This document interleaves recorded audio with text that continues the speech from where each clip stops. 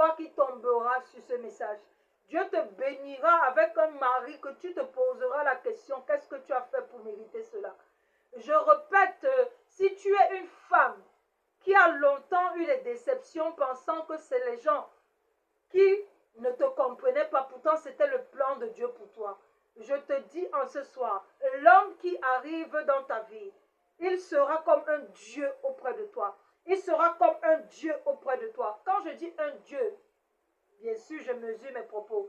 C'est comme un ange que Dieu mettra à côté de toi. Ça veut dire quoi? Il prendra le vêtement de quelqu'un et il viendra t'épouser. Pourquoi? Parce qu'il a besoin que tu continues de le servir. Pourquoi? Parce qu'il a besoin que tu continues d'être juste. Pourquoi? Parce qu'il ne veut pas te perdre. Je suis en train de prophétiser sur quelqu'un.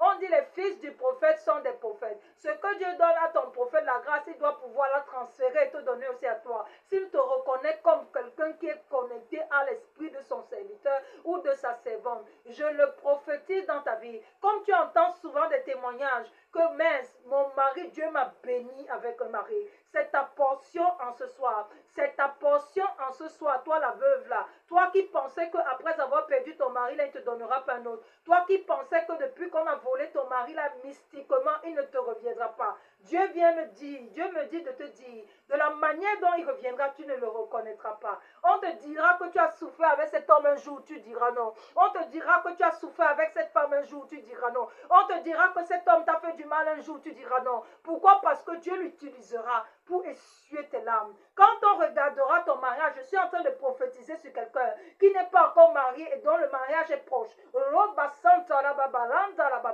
Quand on regardera ton mariage, on le prendra pour exemple pour louer le nom de Dieu. Je suis en train de prophétiser sur quelqu'un. Ainsi parle l'Éternel. Il dit Dieu est ton époux. Il parle ici à une femme. Ainsi parle l'Éternel. Moi je transmets ça aussi aux hommes. Il te donnera une femme qui va t'étonner. Il te donnera une femme qui aimera Dieu d'une manière exceptionnelle. Toi, homme qui va m'écouter, la femme que Dieu te donnera, tu seras tellement heureux. Comme la Bible dit, celui qui a trouvé sa femme a trouvé son bonheur. Ça veut dire quiconque était dans ta vie depuis, si tu étais avec une femme, si tu n'avais même pas de femme, la prochaine que Dieu met sur ton chemin, c'est une femme qui sert Dieu. Ainsi a parlé l'Éternel. Je suis en train de prophétiser sur quelqu'un. La prochaine qui arrive, c'est une femme qui craint l'Éternel. Ainsi parle l'Éternel.